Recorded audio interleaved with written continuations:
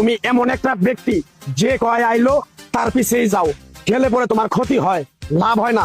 কথাটা ঠিক না বে ঠিক? ঠিক। ডাক করলা? না, না। যখন তোমার কাছে টাকা পয়সা থাকে, এখন তোমার আপন বন্ধু বান্ধব, কাছের মা বাবা মা থাকে, যখন তোমার কাছে টাকা পয়সা থাকে না, তোমার আত্মীয় স্বজন কোনো বন্ধু বান্ধব তোমার কাছে থাকে না। কথাটা ঠিক না বে ঠিক? ঠিক। রাগ করলা? না, না। এই কথাগুলো আগে পিছনে কোনদিন বলছিলা?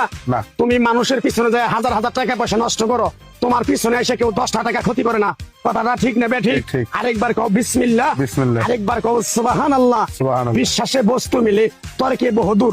তোমার যে কথাগুলো বলছি সত্য বলছি না মিথ্যা বলছি? সত্য। তুমি এমন একটা ব্যক্তি, মানুষের দুঃখ কষ্ট দেখতে পারো না, তার পাশে যাই দাঁড়াও, তারা এসে তোমার পিছন থেকে ক্ষতি করার জন্য ঘুরে। কথাটা ঠিক না বে ঠিক? ঠিক। রাগ করলা? না। কিছুদিন আগে একটা বিপদে পড়ছিলা, অনেক বন্ধু বান্ধবের কাছে 10-20-50 হাজার টাকা হাওলা চাইছো, তারা তো ফোন করেই নেই, তোমার সাথে এখন যোগাযোগ বন্ধ করে দিছে।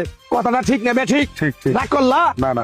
এই তাবিজ গাছ গাছরা দিয়া কারো কাছে টাকা পয়সা নিয়ে খাই না, তোর কাছ থেকে সামান্য কিছু টাকা নিয়ে আমি একসঙ্গে হোটেলে খামু, দিতে পারবি?